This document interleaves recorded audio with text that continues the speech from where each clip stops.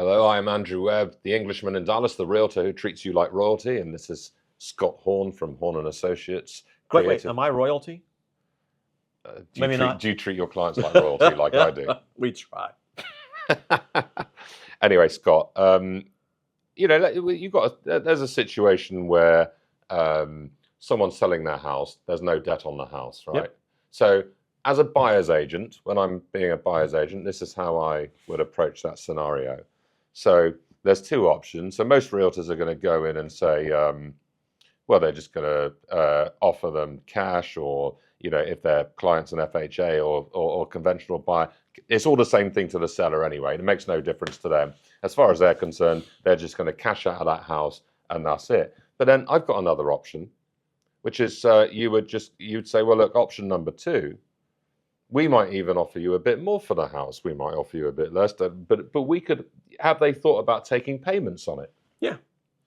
We could put together a seller finance offer. And by the way, I love that approach. What I really like about that approach is you're just giving the seller an option. Yeah. Because what I find historically is agents never do that. They think very linearly that there's only one option. Put it on the market, sell it, here's cash, you're done. Yeah. They never take the time and go, hey, Mr. Seller, if you make $100,000 in cash when I sell your home, $200,000 in cash, what are you going to do with that money? And the answer, by the way, very simply, it could be, I need that cash to go buy another home. I get that, right? Fair. It could be fair. Yeah. But so often I've come across a situation where they go, we decided to downsize. We might use a little bit to buy something with, but we're going to put the rest in the bank or maybe a mutual fund, which is where like 98% of people put all their money, and they just don't pay you squat, right? Yeah. And I love to ask a seller in those scenarios, it's like, would you consider being my bank, where you have a lien on your property, not somebody else's property, but your own home that you know and are familiar with, comfortable with, the value of it, and I'll pay you 6%, 7%, whatever that term might be. And they go, can you do that? That's what I usually get as a response. Yeah. They don't know they can even do that. And they kind of look at you quizzical, and it's like, well, of course you can. It's your home. You can do whatever you want to do with it. And that's the fun part, because you open up this whole different, opportunity for the seller that they never even thought about before, because it's so a-traditional. And also, it's diversification from an investment point of view, because it's good to have some stocks, right? It's good to have some real estate, but this is note investing essentially for them, isn't it? And but with comfort, because they know the property very, very well, right? They can also reclaim that property if the buyer defaults. Yeah, and as well. Since they don't have any debt on the property in this scenario, Yeah. they're free to do whatever they want to do. You can negotiate anything you want to negotiate with that buyer within reason, that what their buyer's willing to do and pay. And it just opens up so many doors for a seller. And what is so much fun to do when you do it, they really look at you quizzical going, can you really do that? Yeah. It's almost like they don't understand. I had a lady one time, in fact, I still have this property and the mortgage on it. I only have a few years left now, I think. But I presented this to them, and they literally said, can you really do that? I went, yeah, it's really easy to. And it's like, you're going to pay us how much? And it's like, I went, yeah. And they're going, every month? Yeah. With taxes and insurance? Yeah. Done. Yeah. But they don't know what they don't know. And in the realtor world too, they don't know what they don't know.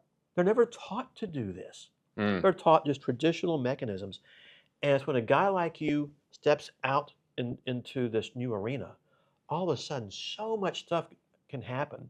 It just opens that door for more opportunities to help that seller sell, buyer buy, etc. Now here's a thought. If the subject property that we're talking about is an investment property and we're dealing with a tired landlord, someone has just had enough, sick and tired of it. Now, if he's got, say, 10 properties on his books and he wants to get rid of them, and if a cash buyer or mortgage buyers came along and he sold all of those properties all at once, he's going to have one hell of a tax liability, isn't he? Probably. Now, if we do seller finance, that tax liability is going to be deferred, surely. Well, yeah. I mean, he's going to have some 'Cause he's not- liability over time. Yeah, over the time, But not all at once. Exactly, not all at once. Yeah. If he, And that's huge. yeah. You got to So think about that. if he sold all his houses, no, he's got 10 houses, right? And they're average 300 grand each. And he sells them all for 3 million now. He's got no mortgage on any of them. He's got this 3 million windfall coming in. He's going to have a big tax bill next year, isn't he? Most likely. Yeah. So yeah, it defers that. I mean, And obviously, especially if those were rental properties beforehand or something Yeah. else, and he had been taking depreciation, and now he has to recapture. right. Oh my gosh. Now, let's say the guy's like 80 odd, and he's got like COPD, he hasn't got long, right? And he goes, I'm only going to live another 2 years, something like that. But I really, but my family, can they benefit from my estate, and can the payments be transferred from his bank account into a trust or to his son or something like that? Oh yeah. I mean, the seller can hold those homes inside of the corporate entity, any Yeah. type, a corporation, an LLC, a limited partnership, a trust. Of course, his estate would take over ownership of that when he passed away, Yeah, and would be handled through either a will or through some other format or some beneficial interest conveyed out. So that just becomes that, we call it generational wealth, where he's generated all this real estate asset and he gets a chance to pass it on down the line now to Right.